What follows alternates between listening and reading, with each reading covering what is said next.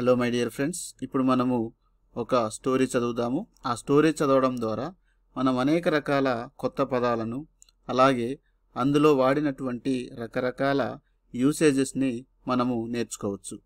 Okay, let's start. Story యొక్క heading never to give up. Never to give up అంటే మనము ఏదైనా ఒక పని మొదలుపెట్టినప్పుడు ఎప్పుడు వదిలిపెట్టవద్దు. Never to give up mean don't quit, అంటే వదిలిపెట్టవద్దు. ఓకే, స్టోరీ చదివేద్దాం. One day a farmer's donkey fell down into a well. One day అంటే ఒక రోజు, ఒక ఫార్మర్ యొక్క, ఇక్కడ ఫార్మర్స్ అంటే ఆర్ తర్వాత అఫస్ట్రఫీ తర్వాత ఎస్ ఉంది, అందుకే ఇక్కడ దాని అర్థం ఏమొస్తుందంటే యొక్క అని వస్తుంది. ఫార్మర్ యొక్క గాడిద డాంకీ ఫెల్ డౌన్ పడిపోయింది. ఇక్కడ ఫాల్ అనేది పడిపోవడం, ఫెల్ అంటే past tense. Fell down into a well, into అంటే లో, ఎ వెల్ అంటే ఒక బావిలో పడిపోయింది. The animal cried piteously for hours as the farmer tried to figure out what to do. ఇక్కడ ద యానిమల్ క్రైడ్ అంటే యానిమల్ ఏడ్చింది, అంటే ఆ జంతువు, ఏ జంతువు ఇక్కడ డాంకీ. డాంకీ అనే జంతువు ఏడ్చింది. ఇక్కడ పిటియస్లీ అనేది ఉంది. ఎలా ఏడ్చిందంటే పిటియస్లీ, ఒక దయనీయంగా లేదా జాలి కలిగించే విధంగా. పిటి అంటే జాలి, ఇక్కడ పిటియస్లీ అంటే జాలి కలిగించే విధంగా ఏడ్చింది.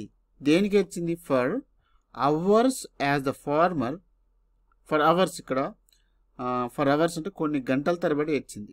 The animal cried piteously for hours అంటే కొన్ని గంటల తరబడి ఆ యానిమల్ చాలా జాలి కలిగించే విధంగా ఏడ్చింది. యాజ్ అంటే ఇక్కడ ఏంటంటే వలన. యాజ్ మీన్ హియర్ వలన. దేని వలన ఏడ్చింది? The farmer tried to figure out what to do. ఇక్కడ వాట్ టు డూ అంటే ఏమి చేయాలో ఆ ఫార్మర్ ట్రైడ్ అంటే ప్రయత్నం చేశాడు. ఏం ప్రయత్నం చేశాడు? To figure out. Figure out అంటే గుర్తించడం. అంటే అక్కడ బావిలో పడిపోయింది యానిమల్, దాన్ని ఇప్పుడు ఏం చేయాలి అని ఆ ఫార్మర్ గంటల తరబడి, అంటే దాన్ని ఏం చేయాలో దాన్ని గుర్తించడానికే గంటల తరబడి ఆలోచించడం. ట్రైడ్ టు ఫిగర్ అవుట్ అంటే గుర్తించడానికి అంత ఆ ప్రయత్నం చేశాడు అన్ని గంటల తరబడి. అందుకే అది పిటియస్లీ క్రైడ్. ద యానిమల్ పిటియస్లీ క్రైడ్ అనమాట. ఆ విధంగా జాలిని కలిగించే విధంగా ఏడ్చింది. అంత టైం తీసుకొని దాన్ని ఏం చేయాలో గుర్తించడం, ఆలోచించేసరికి ఫైనలీ చివరిగా హీ డిసైడెడ్, అతడు నిర్ణయించుకున్నాడు. The animal was old. ఏమని నిర్ణయించుకున్నాడు? ఈ యానిమల్ అనేది చాలా ఓల్డ్ అయినది, అంటే ముసలిది. And the well needed to be covered. ఇక్కడ నీడెడ్ అంటే అవసరం ఉంది. ఏం అవసరం ఉంది? ఇక్కడ వెల్ అంటే బావికి అవసరం ఉందట. ఏం అవసరం ఉందంటే కవర్డ్ అంటే ఆ బావిని కవర్డ్ అంటే కప్పివేయడం. టు బి అంటే వలసి, అంటే ఆ బావిని కప్పివేయవలసిన అవసరం ఉంది అని ఆయన డిసైడ్ అయ్యాడు. ఏమని డిసైడ్ అయ్యాడు? ఇక్కడ ఆ యానిమల్ ముసలిది, తర్వాత ఆ బావిని కవర్ చేయాల్సిన, అంటే కప్పివేయవలసిన అవసరం ఉంది. కవర్డ్ అప్ ఎనీవే అంటే ఏదేమైనా ఆ బావిని కప్పివేయవలసిన అవసరం ఉంది అని ఆయన డిసైడ్ అయ్యాడు. ఎందుకంటే it just was not worth it to retrieve the donkey. ఇక్కడ మనము ఒక యూసేజ్ని చూద్దాం. It just was not worth. మనం షార్ట్కట్లో చెప్పాలంటే ఇట్ జస్ట్ వజంట్ వర్త్ అంటే అది అంత లాభదాయకం కాదు. ఏది అంత లాభదాయకం కాదు? It to retrieve the donkey. Retrieve అంటే తిరిగి పొందడం. ఆ డాంకీని, బావిలో పడ్డ డాంకీని తిరిగి పొందడము అంత లాభదాయకం కాదు. కనుక ఆ బావిని కప్పివేయవలసిన అవసరం ఉంది అని ఆయన డిసైడ్ అయ్యాడు. He invited all his neighbors. Invited అంటే ఆహ్వానించాడు. All his neighbors అతని యొక్క పొరుగు వారందరినీ పిలిచాడు. దేనికి? టు కమ్ ఓవర్, అక్కడికి రమ్మని, and help him. Come over అంటే ఇక్కడికి రండి, కమ్ ఓవర్ ఇక్కడికి రండి అని అర్థం. అండ్ హెల్ప్ హిమ్, సహాయం చేయండి, ఇక్కడికి రండి సహాయం చేయండి అని పొరుగు వారిని, నైబర్స్ని పిలిచాడు. They all grabbed A shovel. ఇక్కడ దే ఆల్ అంటే వాళ్ళంతా, గ్రాబ్ అంటే ఏదైనా ఒక వస్తువుని తీసుకోవడం, అంటే వేగంగా తీసుకోవడం, ఇలా సడన్గా ఇలా తీసుకోవడాన్ని గ్రాబ్ అంటాం, grabbing. So they all grabbed A shovel. ఇక్కడ షోవెల్ అంటే గడ్డపార లేదా గుణపము, గడ్డ పలుగు, షోవెల్ అనమాట. వాళ్ళు అందరూ కూడా ప్రతి ఒక్కరు గుణపాలని తీసుకున్నారు, సడన్గా వేగంగా తీసుకున్నారు. And begin to shovel dirt in to the well.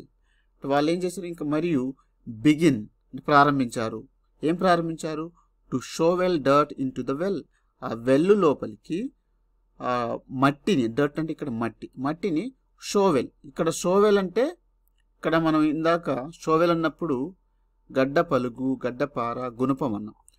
దానితో తవ్వడానికి కూడా షోవెలే అంటాం, అంటే తవ్వి మట్టిని పోయడానికి కూడా షోవెలే అంటాం. ఇక్కడ ఇది నౌను, ఇక్కడ మనం షోవెల్ అన్నప్పుడు నౌను, ఇక్కడ వెర్బ్. ఈ రెండు విధాలుగా షోవెల్ అనే పదాన్ని వాడవచ్చు అనమాట. అంటే గడ్డపారల్ని వాళ్ళు సడన్గా తీసుకొని తర్వాత ఆ గడ్డపారతో మట్టిని బావిలోకి పోయడం ప్రారంభించారు. అట్ ఫస్ట్, మొదట్లో the donkey realised what was happening and cried horribly. మొదట్లో ఏమైందంటే ద డాంకీ రియలైజ్డ్, తెలుసుకుంది. రియలైజ్డ్ మీన్ ఇక్కడ తెలుసుకోవడం, అక్కడ ఏం జరుగుతుందో తెలుసుకుంది. వాట్ వాజ్ హ్యాపెనింగ్, ఏం జరుగుతుందో డాంకీ రియలైజ్ అయింది అంటే అక్కడ తెలుసుకుంది. అండ్ మరియు క్రైడ్ హర్రిబ్లీ అంటే ఏడ్చింది. ఎలా ఏడ్చిందంటే హర్రిబ్లీ మీన్ భయంకరంగా ఏడ్చింది. ఇక్కడ మనం పిటియస్లీ అన్నాం, జాలి కలిగించే విధంగా అన్నాం. ఇక్కడ భయంకరంగా ఏడ్చింది, ఎందుకంటే తనను ఆ బావిలో పెట్టి మట్టితో కప్పి వేస్తున్నారు కనుక చాలా భయంకరంగా ఏడ్చింది. ఆ few shovel loads later, shovel loads అంటే ఇక్కడ గడ్డపలుగుతో ఒక 2-3, ఫ్యూ అంటే కొన్ని, ఇక్కడ 2-3 కాదు, కొన్ని గడ్డపలుగులతో మట్టిని దాంట్లో పోసిన తర్వాత, అంటే బావిలోకి పోసిన తర్వాత, లేటర్ అంటే తర్వాత, the farmer finally looked down the well. చివరిగా ఆయన ఏం చేశాడంటే looked down the well. Looked అంటే చూశాడు, డౌన్ అంటే కిందికి, ఆ బావి లోపలికి, ఆ బావి కిందికి చూశాడు. అంటే అక్కడ డాంకీ ఉంది కదా, అక్కడ చూశాడు. And was astonished at what he saw. అతడు ఏదైతే చూశాడో దాన్ని చూసి ఆశ్చర్యపోయాడు. అస్టోనిస్డ్ మీన్ ఆశ్చర్యపోవడం. ఇక్కడ అండ్ తర్వాత వాజ్ ఉంది, అంటే హీ వాజ్ అని అర్థం. అతడు ఆశ్చర్యపోయాడు. With every shovel of dirt, అంటే ప్రతి గడ్డపలుగుతో తీసినటువంటి మట్టి, that fell on his back, అది ఫెల్ ఆన్ హిస్ బ్యాక్ అంటే ఆ డాంకీ యొక్క వీపు మీద పడుతుంది. ఇక్కడ బ్యాక్ అంటే వీపు మీద పడుతుంది. The donkey was doing something amazing. అలా పడుతున్నప్పుడు ఆ డాంకీ ఏదో అద్భుతం చేస్తుంది. డూయింగ్ సంథింగ్ ఏదో చేస్తుంది, అమేజింగ్ అంటే అద్భుతం, ఏదో అద్భుతం చేస్తుంది అనమాట. ఏం అద్భుతం చేస్తుందో చూద్దాం. He would shake it off and take a step up. He would shake it off అంటే ఇక్కడ షేక్ అంటే దులపడం, అంటే ఒక దాన్ని కదపడం, తన బాడీని కదుపుతుంది. అండ్ ఆఫ్ అంటే ఇక్కడ ఏంటంటే అంటే దేనికైనా దూరం వెళ్ళడాన్ని ఆఫ్ అంటాం. కదిపి ఆ మట్టిని దులిపేస్తుంది, అంటే తన బాడీ నుండి దూరం చేస్తుంది. Shake it off, he would shake it off and take a step up అంటే ఒక స్టెప్ని, అంటే ఒక అడుగు పైకి వేస్తుంది, అంటే తన మీద పడ్డటువంటి మట్టిని దులిపి ఒక స్టెప్ పైకి వేస్తుంది అనమాట. ఇక్కడ వుడ్ ఎందుకు వాడారు అంటే ఏదైనా పాస్ట్ టెన్స్లో రిపీటెడ్గా జరిగిన పని లేదా అలవాటుగా చేసిన పనిని చెప్పేటప్పుడు కూడా మనం వుడ్ అని వాడతాం. అంటే ఇక్కడ యూజ్డ్ టు ఏదైతే ఎలాగైతే వాడతామో వుడ్ కూడా అలాగే వాడతాం అనమాట. ఇది ఒక స్ట్రక్చర్. అంటే ఐ యూజ్ టు విజిట్, నేను అక్కడ సందర్శించే వాడిని గతంలో. అలా చెప్పేటప్పుడు ఇక్కడ వుడ్ని కూడా ఉపయోగించి అదే మీనింగ్ వచ్చే స్ట్రక్చర్తో అంటే సెంటెన్సెస్ని చెప్పవచ్చు అనమాట. అంటే పాస్ట్ హ్యాబిట్స్ని చెప్పడానికి వుడ్ కూడా ఉపయోగిస్తారనేది మనకి ఇక్కడ అర్థమవుతుంది.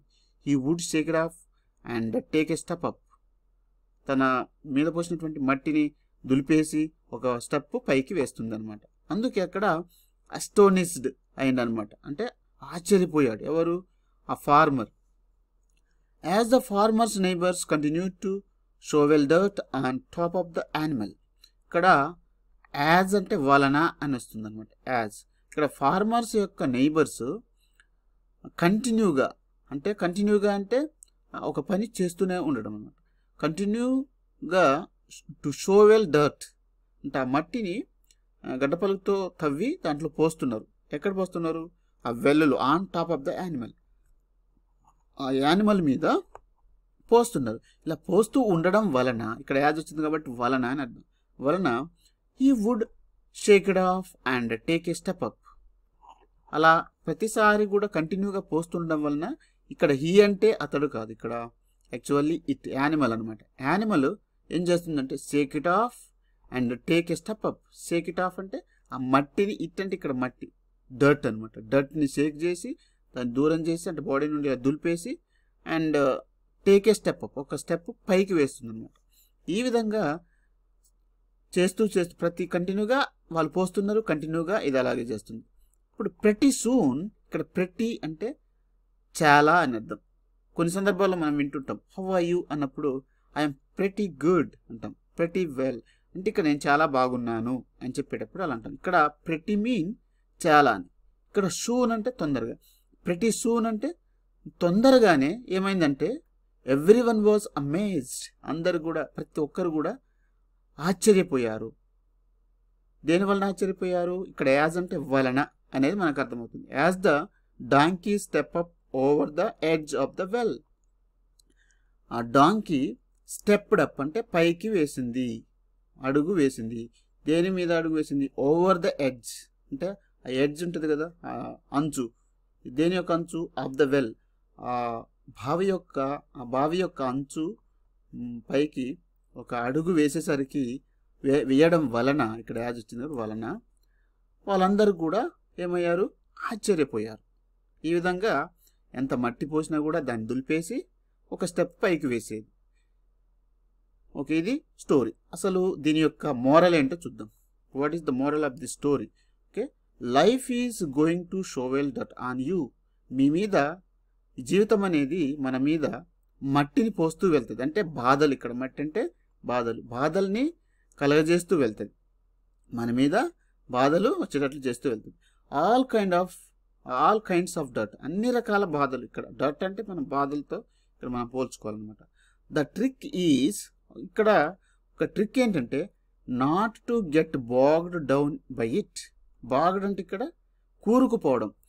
కానీ మనం ఏం చేయాలంటే ఒక ట్రిక్ వాడాలి. ఆ బాధలు మన మీద వచ్చినప్పుడు వాటిలో కూరుకుపోకూడదు. నాట్ టు గెట్ బాగ్డ్ అంటే వాటితో కూరుకుని పోయే విధంగా మనం ఉండకూడదు. By it down by it. Bog down అంటే కూరుకుపోవడం, లోపలికి. బాగ్ డౌన్ మీన్ లోపలికి కూరుకుపోవద్దు. బై ఇట్ దాంతో అంటే ఆ సమస్యలతో.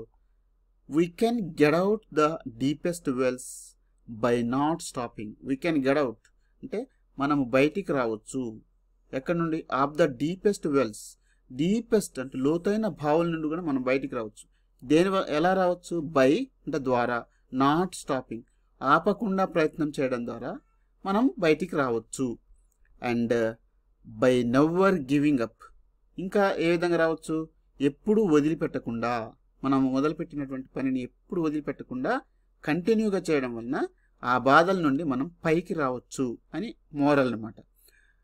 ఏం చేయాలి? Sheikh it off and take a step up అంటే ఆ బాధలన్నిటినీ మనం దులిపేసుకొని ఒక అడుగు ముందుకు వేయాలి. ఒక అడుగు ముందుకే వేయాలి తప్ప బ్యాక్కి వేయకూడదు. అప్పుడు మనము మన జీవితంలో వచ్చినటువంటి బాధల్ని ఓవర్కమ్ చేసి సక్సెస్ వైపు వెళ్ళగలుగుతాం. మరి ఈ స్టోరీలో మనం ఏం నేర్చుకున్నాం అనేది చూద్దాం.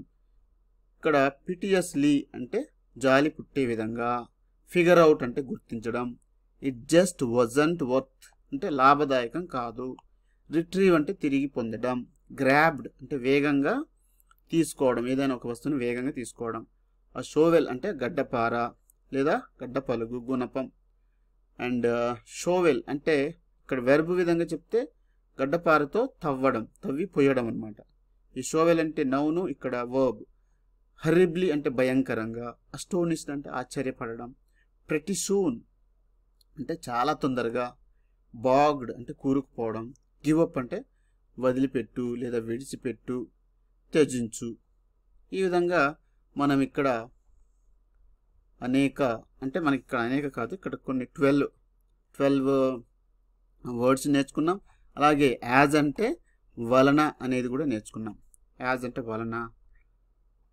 ఈ విధంగా కొన్ని యూసేజెస్ని నేర్చుకున్నాం. ఇక్కడ వుడ్ తర్వాత వెర్బ్ 1 రాస్తే అది గతంలో రిపీటెడ్గా చేసిన పనులు లేదా అలవాటుగా చేసిన పనుల్ని కూడా మనము యూజ్డ్ టు బదులుగా వుడ్ తర్వాత వెర్బ్ 1 ఉపయోగించి మనము ఆ సెంటెన్స్ చెప్పవచ్చు అనేది నేర్చుకున్నాం.